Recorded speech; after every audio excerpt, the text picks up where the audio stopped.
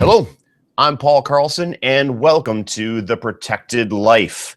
On today's show, we're going to be talking to John Johnston of Ballistic Radio. We're going to talk about the outstanding guests that he's had on his show, what he's taken away, and the good, the bad, and the ugly of the firearms industry. Folks, you are in the exact right spot to get the best information that you can about personal security and self-defense, and it all starts right after this.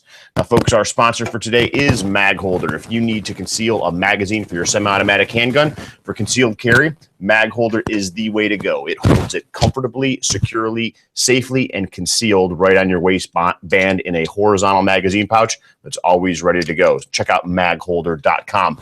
John Johnston, how are you doing today? I'm doing well. I apologize for the poor video and audio quality. I am sitting in the parking lot of my son's school waiting to pick him up. So outstanding. Perfect place for us to talk guns in the school parking lot. I love it. Yeah, I know, right? Yeah, right. Exactly. So, John, you are in Cincinnati, Ohio, that area. Yep. Anyways, you are the host of Ballistic Radio. You know, I've got a podcast, I've got this YouTube video show, but you have like a real radio show. Tell us a little bit about that, your background, how that happened. I was so like any not very interesting story that people try and make a lot more interesting than it is. I was just in the right spot at the right time, made some really good decisions all on accident, and sort of ended up doing this. I was working at a local gun store actually that got the opportunity to do a local radio station, and I got put in charge of it, and it just sort of progressed into a nationally syndicated radio show. So very cool. So how long has Ballistic Radio been on the air? We are in our third season, getting ready to come up on our fourth season in starting beginning of next year. And so we're looking at like 130 some episodes. Is that right? Something like that. Something like that. I've had a lot of really very cool people come on the show, much cooler than I would ever have expected to when I was first starting out. So, I've been very lucky and very fortunate that way. Very cool. Well, let's start talking about those people. You and I kind of exchanged some emails before the show got started about who it is we wanted to talk about. Let's start off right at the top of the list that we talked about. How about Dr. William April? Dr. William? Yeah. What William have to share when he was on your show, and what do you love about his thing that he's got going on? So I think the number one thing that Dr. April has going for him, when he's got his pants on at least, which is an inside joke for anyone that's ever instructed around him or near him, but is his, you know what I'm talking about. You've seen those photos. His take on what people think they're going to do versus what they're prepared to do, I find really intriguing. The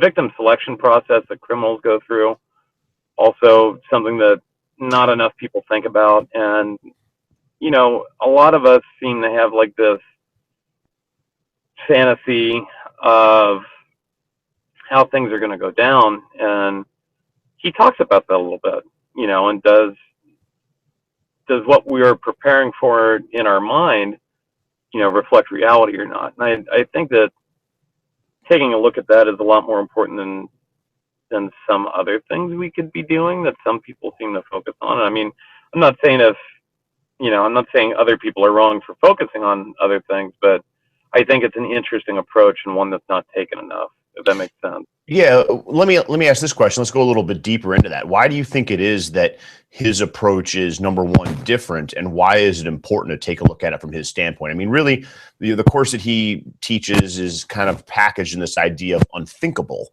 and it's really this concept of everyday folks who are heading to work, that are picking up kids from school like you're doing, that are going about life, really could never even ponder behavior that criminals engage in.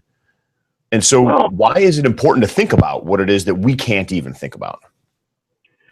So it's kind of like people are they tend to project their own view of the world onto everyone else. And one of the great quotes from William April is that you are not able to opt out of someone else's reality. And I'm paraphrasing poorly, but if you get into a car accident in a parking lot, and the guy you get into the accident with is someone that will kill you over running into their car because their car is the worldly representation of the years they've spent dealing drugs, the people that they've killed, their friends that they've driven to the hospital in that car. The fact that you're like, oh, whoops, sorry, does not remove you from the situation, right. So understanding that, I think the number one problem that a lot of people have is thinking that the bad guys think the way we do. Well, clearly they don't, because if they did, they wouldn't be bad guys. That's It's so usual. simple yet so complex at the same time, isn't it? I mean, it's the situation of trying to put ourselves in someone else's shoes and really just wishing that they would be in our shoes, but they're not, and we definitely can't expect them to be. So yeah, folks, you need to check out Dr. William April. You can find him at April Risk Consulting. You can find him on Facebook. And you can find his course Unthinkable just by doing a search on the web. And he is cruising around the country. All kinds of outstanding instructors are hosting him. And so from a psychological standpoint, from a preparation standpoint, there's no better course. I was going to say, I actually have a surprise that I was waiting to announce on your show. Is actually that I'm going to be bringing Dr. April and Paul Sharp to the Alliance Ohio Police Training Facility December 19th and 20th, I want to say. So right up in your neck of the woods. Absolutely. All right. So what I'm going to do is I'm going to write that down. We've got Sharp and April. And I'll check those dates with you after the show, December 19 and 20 in Alliance. And you're absolutely right. That is right down the street. So let's make sure we talk and get Safety Solutions Academy involved in helping to make sure that course goes on. Because again, Dr. April, William April, and the information he presents is what I consider critical information for people to have. So if you're interested in protecting yourself, concealed carry, it's an amazing place to start, even if you're not ready to carry a gun, or if you've been carrying for years, for sure. So that makes a great segue to somebody else that was on our list. And I got to tell a story about this guy. First time I was at Polypalooza, the first Polypalooza, I was hanging out with some folks that I knew. And one of them had said that, oh yeah, Paul Sharp is walking in right now. You should go say hi. Go give him a big hug. And I'm kind of a guy that's not afraid to be, boisterous, to be a little bit aggressive, maybe, give somebody a hug, which is what was suggested I did that I don't know. So I said, oh yeah, I'm all over. I'm going to give him a big hug. And I turned around and I took a look at Paul Sharp, and I immediately started to rethink my decision. Paul Sharp, a big dude. Well, he's smaller now. That whole brain aneurysm thing, he lost a little weight. Yeah. But I got to make fun of him for that just because I can. So I'll tell you, my best memory of Paul Sharp that I have is he was assisting Craig Douglas at an ECQC, the ECQC that I went to. And I actually got to, I'm not going to say spar because I walked away from this, but got to work on some things with Paul. And it was like, you know that realization that if you're like in a room with a polar bear and the only reason the polar bear doesn't eat you is because it's not hungry right then, that's kind of like what fighting with Paul Sharp was like. It's like, wow, I would lose bad. So yeah, it's amazing, isn't it? He's big, but more importantly than his size, I think, is the fact that he's skilled at what it is that he does. And I think that's one of the things that people miss is, size isn't everything. Skill can really help to make up for that. Now, speaking of skill, Paul at the last Polypalooza in Garrettsville taught a course that was dealing with recoil mitigation. And the name of the course escapes me. But I know that you spent some time down on the range, working with Paul and helping to keep things running smoothly. You had a whole bunch of shooters down there. Tell us a little bit about Paul's approach to recoil mitigation with the handgun.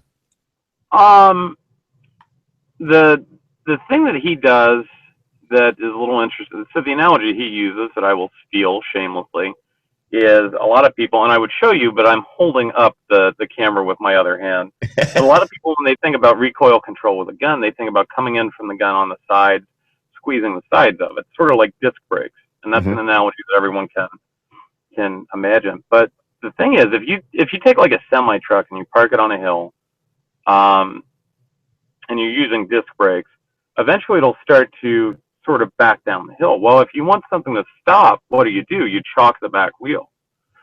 So what he was telling about was the physics of how the gun rotates and what axis they rotate around, and actually chalking the front bottom of the gun and the top rear of the gun actually underneath the slide. And he had some drills that people were doing with that, just to sort of show the difference. I mean, and when you're doing it right, you can visually see and feel a difference just with how the slide tracks.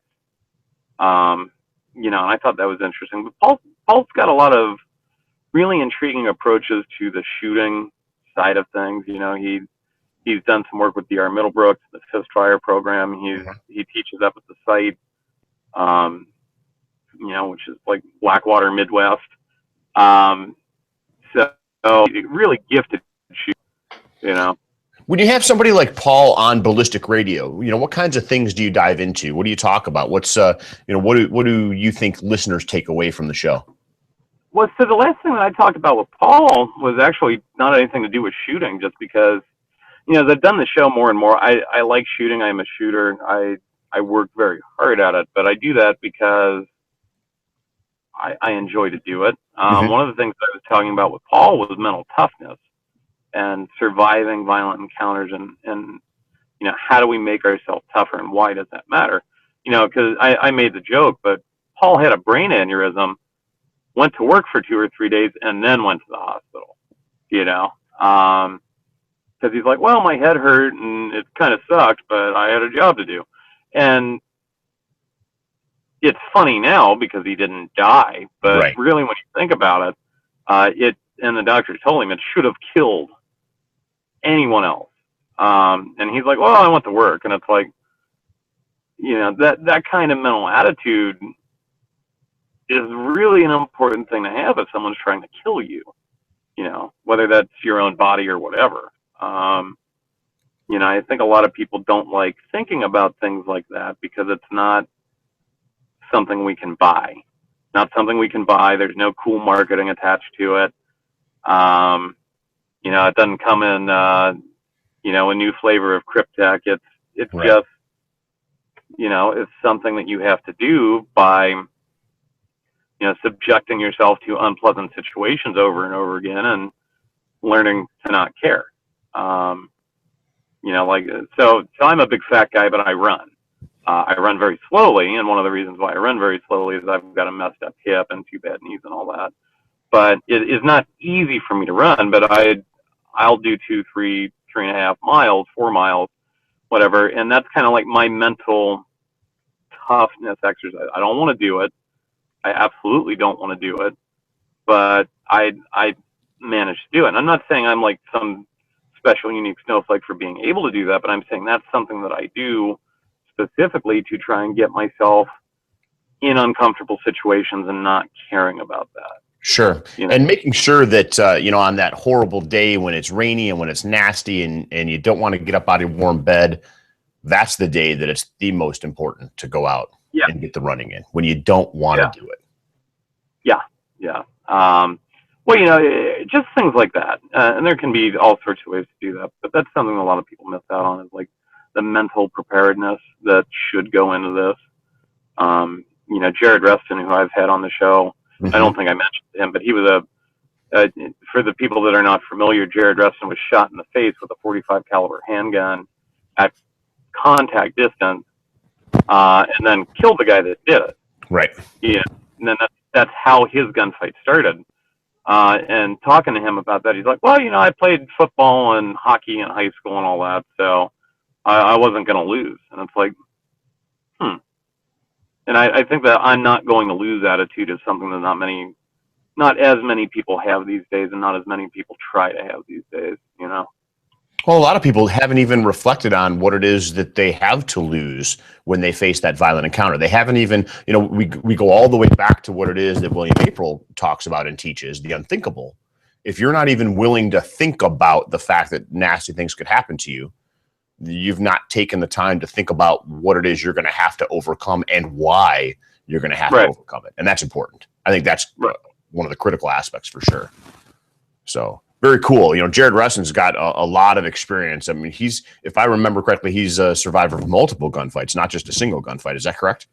4. And well, it's funny too, because he doesn't like the survivor thing. Yeah, fair enough. He actually says, no, I won 4 gunfights. Mm-hmm. And like, that's a small distinction, but it's an interesting illustration as to the attitude that he has about it. And I think that's a good attitude to have. Yeah. Mindset is everything, and every little word that you put into it makes a difference. Very cool. So you brought up, when we started talking about Paul Sharp and what it is that he's got going on, you brought up a fellow that I spent some time with this past weekend, and that's Craig Douglas. You mentioned that you met Paul first or got to spar with Paul in an ECQC course. Yeah. And that's where I was this past weekend. I bumped into Tom Kelly from Dark Star Gear, who sponsors Ballistic Radio, and spent some time rolling around on the ground with a bunch of great people. I don't know. I still have some marks on the face. It was a rough weekend. I was going to say, unless you're like Eric Christ and got the back of your head split open, I need to check in with Eric. I was only able to be there for day 1, and so apparently I missed out on some fun. He got pistol whipped in the back of the head, and it went right in the spot of the fist helmet where there's no padding. Of course it did. Well, he deserved it. But pool boys and all. I'm sorry. Well, he saved a bunny today. I saw that. So, I mean, he's not a complete jerk. Yeah, exactly. He's not bad for a paratrooper. Right. Absolutely. So anyway, ECQC is an amazing class. And Craig Douglas is, I think the interesting thing about Craig, there's a couple, but the mindfulness with which he is approaching the material, and specifically, Claude Werner talks about like negative outcomes, but Craig is really stressing those with the course material, as far as you need to think about ways that you can mess up. Mm-hmm. And he gets into that a little bit more in his AMOS class, which is the arm movement and structures. But once again, just that idea that if you can deselect yourself or avoid the fight, how important that is. Right. And preparing for things that aren't fun to prepare for. That's one of the things that I spoke with Craig about. His avoidance package that he puts together, the managing unknown contacts, is such an unbelievable piece of awareness and avoidance curriculum that really should be the start of everyone's concealed carry process. Yeah. Definitely. I mean, that, if I had to pick like a day 1, so if I were going to make like the super band of trainers and make like the super class of trainers, day 1 would be, William April's 5 W's of risk and deselection stuff, and then Craig Douglas's managing unknown contacts. I think that would be an amazing place to start, and it doesn't have anything to do with shooting faster. It doesn't have anything to do with shooting. I mean, neither of those courses are you going to handle a gun, and yet they might be the most important curriculum that you put into a concealed carry class. Well, definitely. I mean, the thing that, the dirty secret in our industry, and I say this as I get ready to offer open enrollment shooting classes, but the shooting is probably the least important part of any of this. The shooting problem, the typical shooting problems that we see are simple. They are ones that people with minimal amounts of training solve all the time. The issue is, did that shooting problem need to exist in the first place? Could we have avoided it? And are you perceiving a shooting problem that isn't a shooting problem? There's just the other day, and I haven't read the details, so if something happened that I am not familiar with in this, I apologize, but there was a woman that shot at 2 shoplifters at like a Home Depot or something. Yeah, in Michigan. Yeah, and it's like, that's not how this works. That's not how any of this works. No. So. Yeah, property, give me a break. Firing a firearm, taking lots of people's lives in your hands to defend property that's insured is just foolish. Shoplifters, These guys aren't even armed robbers. Give me a break. Yep. Yeah. So definitely you want to check out, folks, Craig Douglas. You'll find him at shivworks.com, shivworks.com. And definitely that Managing Unknown Contacts course is an outstanding one. You brought up negative outcomes. Negative outcomes is something that Claude Werner has been talking about in defensive gun uses for quite some time. And Claude is an interesting character. I've talked with him on the SSA podcast. It's been a long time ago, and we've been trying to get together but haven't. Talk to us about what Claude's been doing these days. I want to say Claude just got done with the revolver roundup that was going on this last weekend out in Texas with Daryl Bulkey and Wayne Dobbs, and Chuck Haggard was out there, I know, too. But so Claude is the anti-tactical dude, which is weird because he was a special forces officer. Right. But like he kind of looks, for those that don't know what Claude looks like, he's kind of like late middle-aged businessman, sort of disgruntled looking, that, looks like he really wants his coffee and maybe he's late for a meeting. But man, I'll tell you, if you tried to mug him in a parking lot, it'd be the worst 1.2 seconds of your life before he shot you in the eye with a 22 or whatever chunky pocket gun that he has on. It would be a 22. Yeah, I agree. Yeah. Maybe a 22 Magnum. I bet you anything, and I will text him afterwards. I bet it would be a Beretta tip barrel 22. Or maybe, I think he's running a Sky 9mm right now. But he is like the really good example of training people for reality, for what the reality is, and accepting other people's reality too. So like, Claude's thing is he's got, people wearing dress clothes a lot, people in suits, things like that. So yeah, pocket guns, small little guns, better than nothing. And the negative outcome thing, which I think is massively overlooked. He's done a lot of research on times where people with guns have messed up and how that happens. And, once again, we focus on these shooting skills, and we don't focus on the problem solving skills as much as the thinking with a gun in your hand skills. So I can say something like, so look at it this way. Let's say you're sitting in bed, and I'm stealing this from Claude, and you hear glass break in the middle of the night, and there are 2 competing probabilities, probably 3, but we'll narrow it down to 2. Probability number 1 is someone's just broken into your home and you're about to have to shoot them. Probability number 2 is that one of your family members has just knocked over a glass and you're about to shoot them. And that's the problem. Well, no, I would never. Yeah. Oh, I would never do that. Recently, within the last 6 months, there was a sheriff's deputy out on the East Coast that shot his daughter.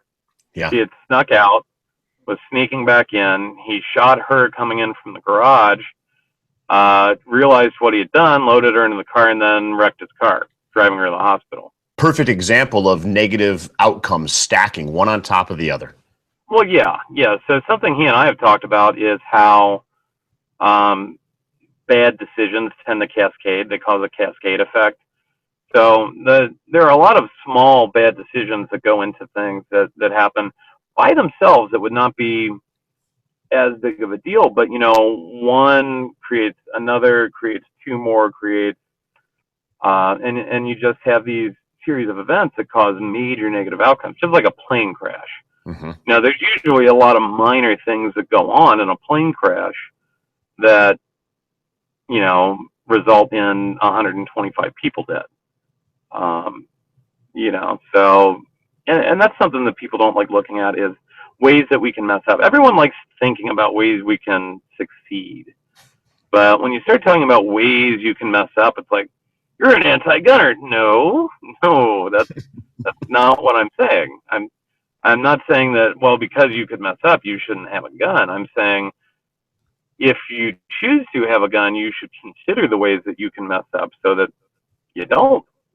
You know, seems easy to me, but what do I know? That's not fun, though, John. I mean, when you go to the range and you're there with your buddies, training something that you're not good at, something that makes you look unskilled, maybe you are actually unskilled, training something that you don't have as much success with, that's demoralizing. Why would anyone want to do that? Yeah, I must be why I'm in such a bad mood all the time, because I don't ever practice anything I'm good at anymore when I'm at the range. You know, it's like, oh, weekend only stuff. Yay. I can't shoot draw to shots. I mean, that'd be better. No? Right. No. Right. So. And that's what we tend to do. We tend to cater to our own strengths because of that ego, because of, you know, what it is that's going on in our head that we want to say about ourselves. You know, it was one of the things that I struggled with going to ECQC this past weekend. You know, here I am, a firearms instructor. I've spent the last 15 years building a business as a firearms instructor, hammering on the keyboard, teaching on the range. And what haven't I been doing? I haven't been exercising. I haven't been paying attention to my unarmed skills. I'm way behind the curve. And it's fun to think about, and it wasn't fun to feel either. No, my ECQC experience, going back for day 3, day 2.5, the Sunday, was one of the hardest things that I have ever done, because I got destroyed on that Saturday. I tell this story a lot, but a guy named John Pemberton took my gun from me several times, killed me with it several times. And it was, you know, it was not fun. It was not fun, and it was demoralizing. And I tell you what it did was actually challenge my image of myself. And the problem was that I had based my image of myself off of the me from 7 or 8 years before, not the me 7 or 8 years later, 80 pounds heavier, you know, one marriage in the toilet, you know, a kid, and, you know, there were all sorts of, like, the me from my early 20s versus the me from my early 30s were two very, very separate me's, you know. Right. Well, that's one of the challenges we face is looking at reality and accepting reality for what it is. Yeah. No doubt. So. Well, Claude Werner is definitely somebody that I enjoy spending time with and paying attention to. I was able to catch up with him about a year ago now in Atlanta. He met me for breakfast at the airport. We had a great conversation, and looking forward to catching up with him again. You mentioned earlier somebody that I have not had a lot of time to interact with. You know, I've spent some time with everybody that we've talked about so far, except, or at least the least amount of time I've spent with Chuck Haggard.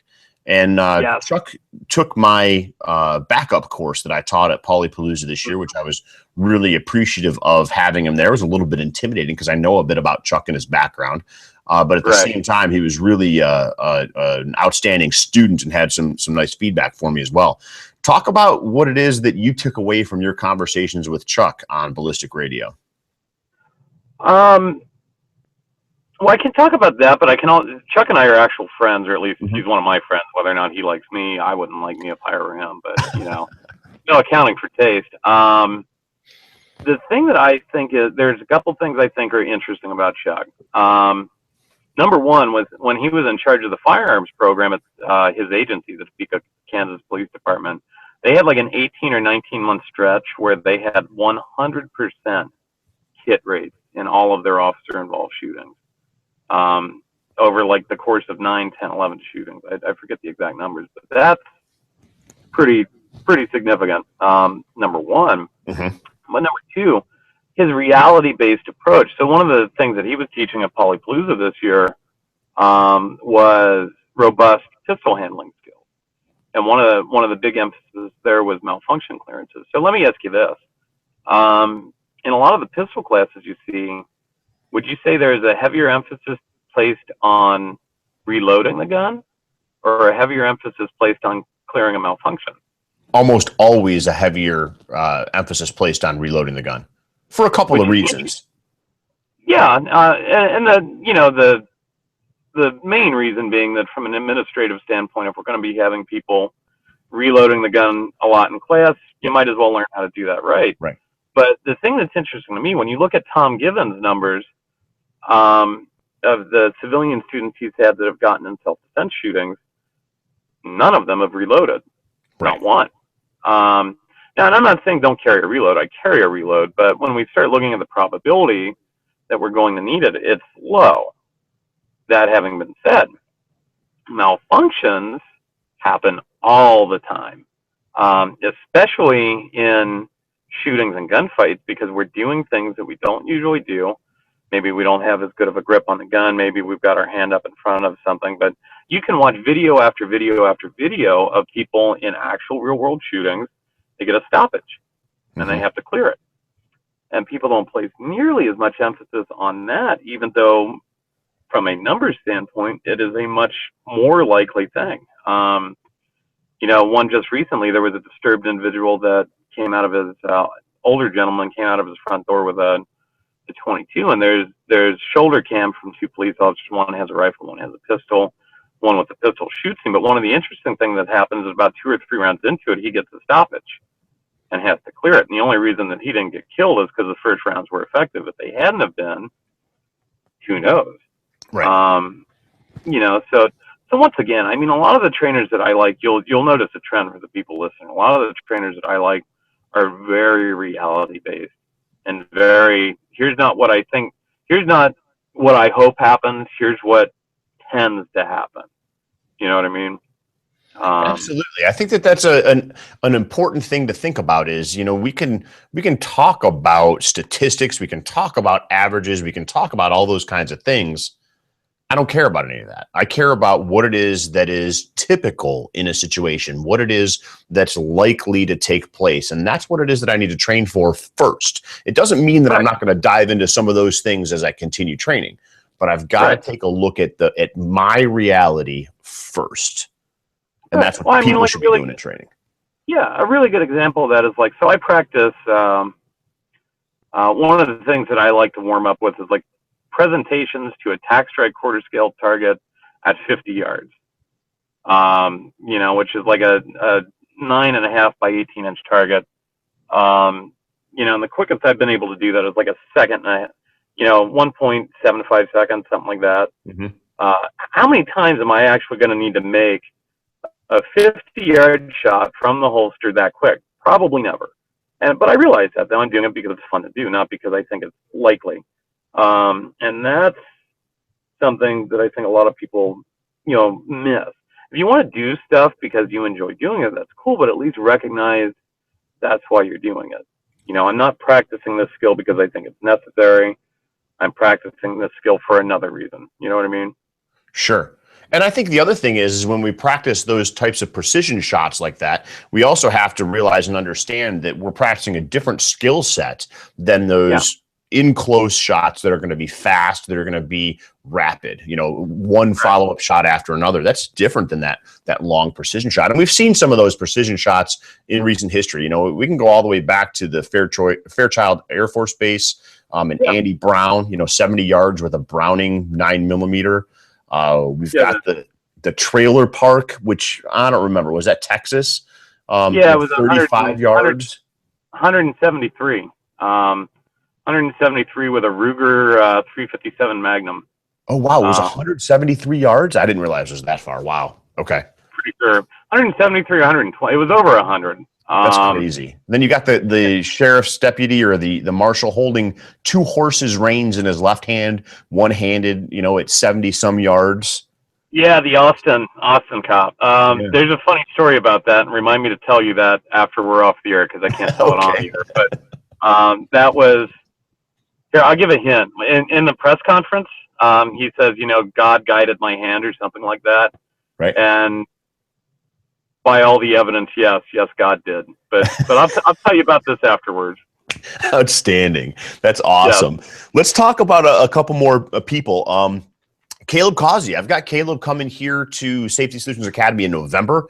First weekend in November, he's going to teach dynamic first aid and range response, 2 outstanding courses. What is it that you took away from talking with Caleb when he came to Ballistic Radio? Well, once again, it's, so why do we learn combat medicine or trauma medicine? And a lot of the people think about, gunshot wounds, things like that. What about car accidents? I've driven, I'll look at my odometer here. I've driven 54,000 miles since March. I've seen 2 or 3 decent accidents and 1 really bad one. Right. And had I been the first one on scene, and I was not, thankfully, because I did not want to be the one that had to handle those problems. But, I've got a med kit in my car. I've got a tourniquet. I've got some other things. I've gotten a little bit of training. And that is something that you can run into every single day. Yeah. Once again, reality-based training. And not only that, it's important to know that you should drink a lot of water, and Caleb certainly covers that. Caleb Causey yourself. Well, I got an awesome email from a student yesterday, John. Student went into work. He works a night shift. When he came in, things didn't seem quite right. People were frantic. He, did some work to track down what was going on. Got to the men's room. One of his coworkers had cut his leg with what it sounds like is a box cutter. I'm just showing you guys. You'll notice med kit. There it is, right there, right to the back of my seat. Lost 3 liters of blood. Nice. Direct pressure had not done anything to stop it. Of course, if you're losing 3 liters of blood, no, direct pressure is not going to do it. He whipped out a tourniquet and a pressure dressing, stopped the bleeding, and probably saved the guy's life. And he just took Caleb's class down in Texas, flew down to Texas to train with Caleb a couple of months ago. And, nice. Here we've got this kind of situation where he didn't need his gun at work. He needed his med kit, and he had it. And he used it, and it made a difference. To be clear, too, we're not telling people that you shouldn't have a gun if you decide to arm yourself. And I think that's where a lot of people get confused. This is not a binary question where it's like either or. It's, hey, if you're actually interested in being prepared to save your life or the life of someone else, there are all sorts of ways to do that don't involve shooting something, and just being multimodal in your approach is probably a good thing. Yeah, no doubt about it. We've got just a couple of minutes left, John, about 7 minutes. So I don't want to run out of time. We got lots of stuff to talk about. 2 more folks that were on our list. Tom Givens. I've not yet had the chance to train with Tom. I've spent a little bit of time with him. Talk to me. Why is it that I should make that a priority? To the best of my knowledge, he is the trainer with the highest number of civilian students involved in self-defense shootings. Last I heard, he was at 65. And the numbers there are interesting because of the 65 students, 62 of them won their gunfights without major injuries. I think one guy spent a little bit of time in a hospital. Three people died. But here's the telling thing. The 3 people that died were not armed the day that they got attacked and were murdered. So of everyone that he's ever taught that got into a shooting that he's aware of that was armed, they came out just fine. So clearly he's teaching something right, you know. And once again, just reality-based approaches. You bring up a really interesting thing there. You talked about Chuck Haggard and a string of 100% hits from officers in his department. We're talking about Tom Givens at 65 gunfights, 62 wins, and 3, I don't know, maybe we even call them forfeitures. You didn't show up to the fight if you didn't bring a gun. Right. One of the people that captured my attention very early in my shooting was a fellow named Lou Chiodo. And Lou was California Highway Patrol, and he was working in the training department. And with his program, took California Highway Patrol to, 90+% hits on targets. And this is an agency that's got 60+ gunfights a year. And just amazing. And so when people are doing something like that, when they're making that much of an inroad against this 12 to 18% national average of hits on target, it's time to pay attention. It's amazing what happens when you get the gun up in your eye line and you use those bumpy things on top of the slide. Right. It's there like you go. Magic. What do you know? Yeah.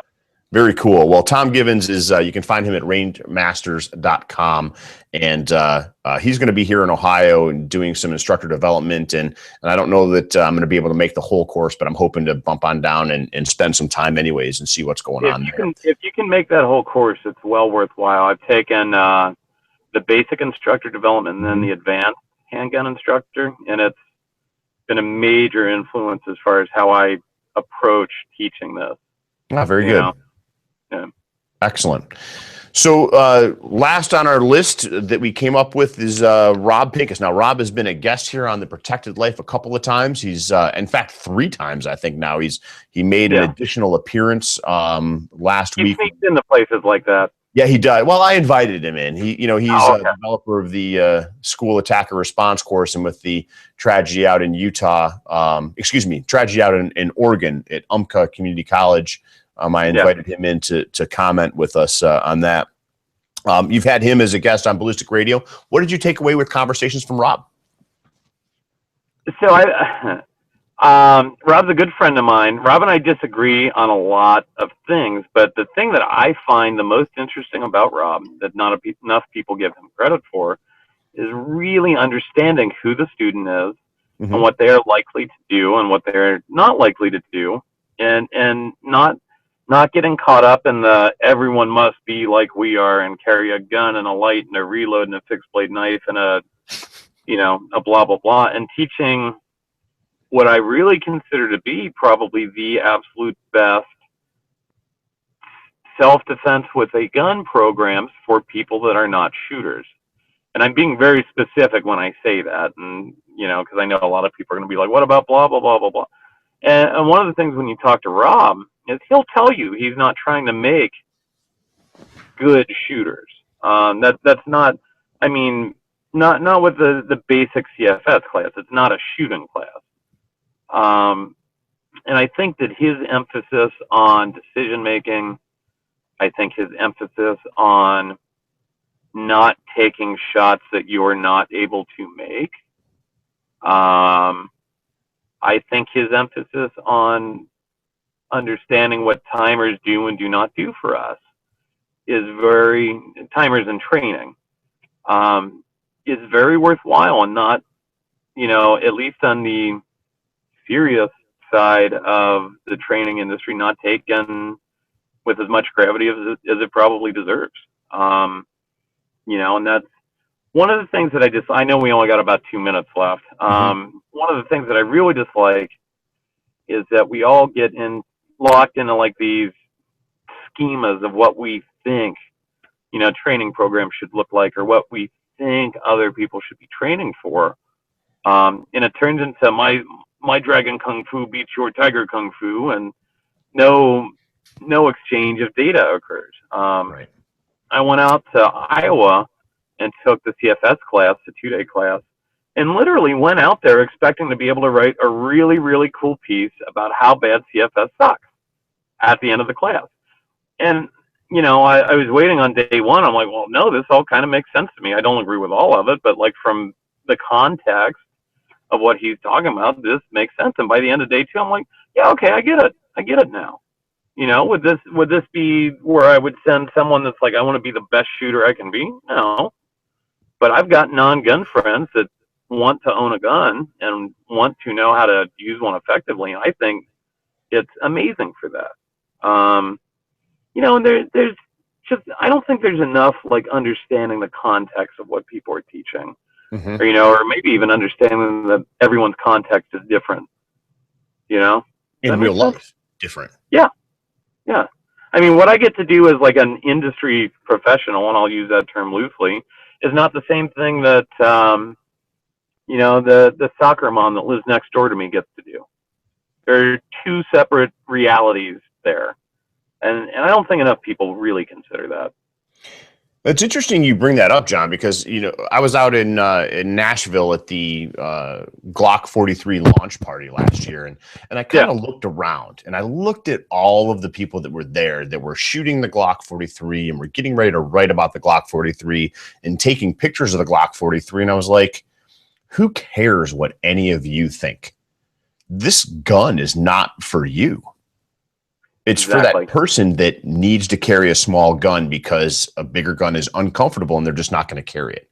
It's for that person that, is new to guns. I went and I talked to the folks from Glock. I'm like, hey, I need your caterer for a minute. They're like, well, is there a problem? I'm like, no, I just need somebody real to shoot this gun. Yeah. And that's what we did. She never shot a gun before in her life and went out there to shoot that gun. Why? Because it doesn't matter what I think of the Glock 43. It's not for me. Yeah, exactly. Well, it's like, and I know you've got to go. I've got to go here too, but I'll say this. Like,